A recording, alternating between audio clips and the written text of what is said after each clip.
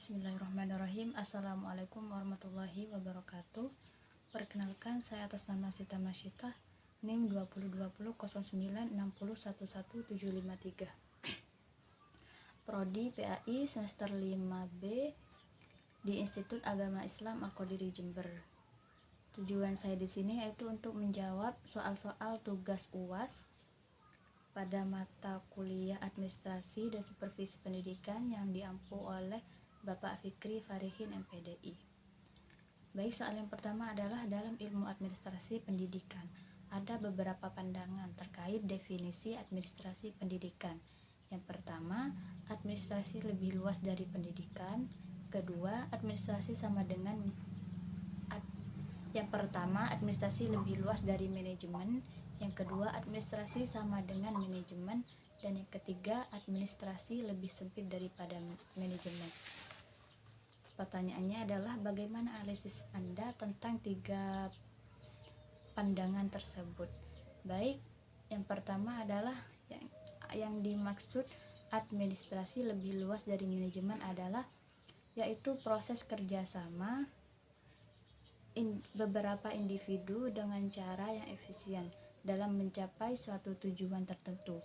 Administrasi adalah bidang kualitatif, sedangkan manajemen adalah bidang kuantitatif. Administrasi lebih melirik ke hasil atau output, sedangkan manajemen melirik ke cara mencapai atau progres. Dan adapun yang dimaksud administrasi sama dengan manajemen, yaitu administrasi bertugas untuk menentukan tujuan, menyusun kebijakan, sekaligus membuat formulasi dari rencana yang dibuat. Sedangkan manajemen bertugas sebagai pelaksanaan atau aktor dalam menerapkan rencana maupun kebijakan yang telah dibuat. Artinya, keduanya memiliki persamaan, yaitu pendekatan rencana terhadap pemecahan masalah yang dihadapi oleh kelompok atau individu, baik dalam negara maupun swasta. Dan adapun yang dimaksud administrasi lebih sempit daripada manajemen, dalam arti administrasi tercakup dalam manajemen. Secara spesifik, administrasi merupakan suatu bidang dari manajemen, sebab manajemen terdiri atas 6 bidang, yakni production, marketing, financial, personal, human relation, dan administrative management. Sebagaimana yang telah diuraikan barusan, administrasi adalah proses penyelenggaraan kerja untuk mencapai suatu tujuan yang telah ditetapkan. Sedangkan manajemen adalah suatu proses atau usaha dari orang-orang secara bekerja sama untuk mencapai suatu tujuan yang telah ditetapkan. Jadi, administrasi adalah penyelenggaranya dan manajemen adalah orang yang menyelenggarakan kerja. Maka kombinasi dari keduanya adalah penyelenggaraan kerja yang dilakukan oleh orang-orang secara bersama-sama untuk mencapai suatu tujuan yang telah ditetapkan.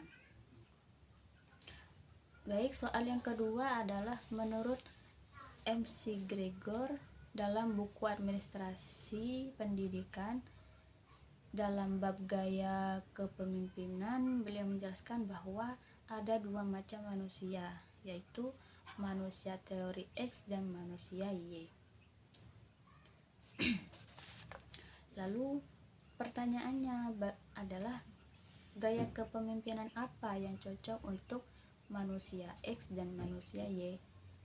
Adapun jawabannya adalah manusia X dianggap manusia yang memiliki pembawaan yang kurang baik karena ia malas bekerja dan tidak ada motivasi untuk berprestasi. Sedapat mungkin ia hindari tanggung jawab dalam pekerjaan. Walau begitu, mereka menginginkan kesejahteraan dan jaminan hidup. Gaya kepemimpinan yang cocok diterapkan untuk manusia X ini adalah yaitu gaya otoriter, karena memperlakukan manusia X ini agar dapat melakukan pekerjaannya, dia harus dipaksa, diarahkan, dan bahkan diancam kalau tidak melakukan akan dikenakan sanksi yang tegas. Adapun sebaliknya dengan manusia Y, ia adalah manusia yang memiliki tanggung jawab dan tidak ingin membuat citra diri negatif dengan tidak terrealisasikan tugas dan tanggung jawabnya. Kerja adalah aktualisasi diri sehingga ia akan berupaya melaksanakannya dengan profesional. Gaya kepemimpinan yang cocok diterapkan untuk manusia Y ini adalah gaya kepemimpinan demokratis, karena gaya kepemimpinan demokratis adalah gaya kepemimpinan yang menekankan pada hubungan interpersonal yang baik, yang mana seorang pemimpin tersebut mengharapkan para anggota organisasi berkembang sesuai potensinya masing-masing. Kemudian soal yang nomor 3 adalah ada 4 macam gaya kepemimpinan, yaitu otoriter, pseudodemokratis, laissez-faire, dan demokratis. Lalu pertanyaannya, gaya kepemimpinan apa yang cocok dan baik untuk diterapkan pada zaman sekarang?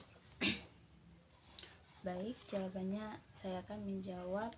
Dalam sebuah organisasi atau kepemimpinan, setiap pemimpin pasti menginginkan kemajuan dan keberhasilan untuk organisasi yang dipimpinnya. Di zaman sekarang, setiap manusia tentunya memiliki kepribadian, sikap, dan sifat yang berbeda-beda. Ada manusia X, yang mana manusia X ini dianggap manusia yang memiliki pembawaan yang kurang baik. Untuk manusia manusia Y ini memiliki tanggung jawab yang baik. Jadi gaya kepemimpinan yang baik untuk manusia yang berbeda-beda kepribadian pada zaman era sekarang ini adalah semua gaya kepemimpinan itu baik.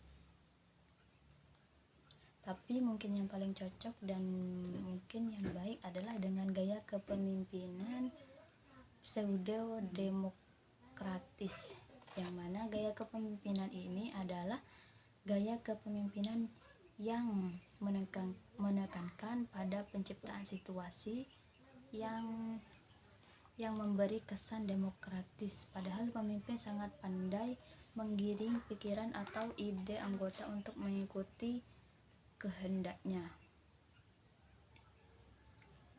Sering kali pemimpin melaksanakan rapat diskusi untuk meminta pendapat anggota, padahal ia sudah memiliki pendapat sendiri yang akan dipakai dalam kebijakannya. Kemudian soal nomor 4. Ketika kita punya sebuah lembaga, di setiap lembaga itu pasti memiliki sebuah visi dan misi. Pertanyaannya adalah, berikan contoh visi dan misi di lembaga Anda dan bagaimana analisis Anda tentang visi dan misi pada sekolah tersebut. Baik, jawaban saya akan menjawab visi dan misi. Contohnya adalah visi dan misi di Madrasah Ibtidaiyah Jamiatul Mutadin Jenggawah, Jember. Adapun visinya adalah sekolah sholih, cerdas, dan terampil, yaitu artinya sekolah tersebut mampu 1. Menciptakan iklim dan budaya sekolah yang islami. 2. Membentuk peserta didik yang cerdas dan kompetitif. Yang ketiga, membentuk pribadi yang adaptif dan berketuhanan yang Maha Esa. Adapun misi di sekolah tersebut adalah terwujudnya siswa beriman dan takwa, berprestasi, berbudaya, dan berwawasan lingkungan. Adapun yang dimaksud dengan misi di atas adalah bahwa sekolah tersebut mempunyai sebuah tujuan, diantaranya 1.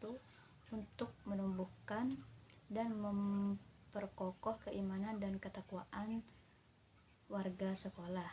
Yang kedua, untuk meningkatkan prestasi akademik ataupun non-akademik dan prestasi di bidang keagamaan. Yang ketiga, membiasakan budaya tertib, disiplin, santun dalam ucapan, sopan dalam perilaku terhadap sesama berdasarkan iman dan takwa. Yang keempat, untuk membiasakan lingkungan yang bersih, nyaman, indah, dan sehat di lingkungan sekolah. Dan adapun soal yang terakhir, yang nomor 5 adalah ada sebuah lembaga yang siswanya puas sekali belajar di tempat tersebut, karena meski jarang masuk belajar, lembaga tersebut tetap memberikan nilai yang bagus terhadap siswa tersebut. Pertanyaannya, lalu bagaimana pendapat Anda, apakah lembaga tersebut bermutu atau tidak? Kemudian jawaban saya adalah, kalau menurut saya pribadi, tidak bisa dikatakan lembaga atau sekolah yang bermutu. Tidak dapat dikatakan sekolah yang bermutu pada lembaga tersebut, karena dengan memberikan nilai bagus pada siswa yang tidak aktif, bahkan yang jarang masuk sekolah, itu akan mengakibatkan tidak adanya motivasi yang timbul pada siswa untuk belajar dengan lebih serius lagi, dan tentunya siswa tersebut tidak mendapatkan ilmu pendidikan yang maksimal untuk masa depannya. Dan karena sekolah yang bermutu itu adalah mempunyai ciri-ciri.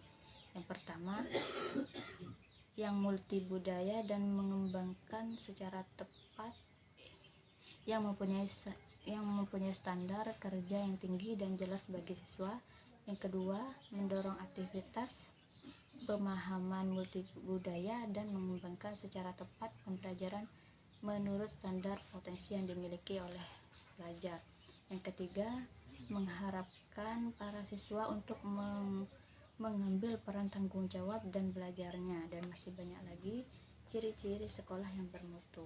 Jadi intinya, sekolah itu tidak bisa dikatakan bermutu karena siswanya tidak bisa mendapatkan ilmu pendidikan yang semaksimal mungkin untuk masa depannya. Baik, sekian dari saya, mungkin itu saja yang dapat saya jawab dari soal-soal tugas UAS ini. Mohon maaf jika ada kesalahan atau kekeliruan kata. Wabillahi taufiq wal hidayah. Wassalamualaikum warahmatullahi wabarakatuh.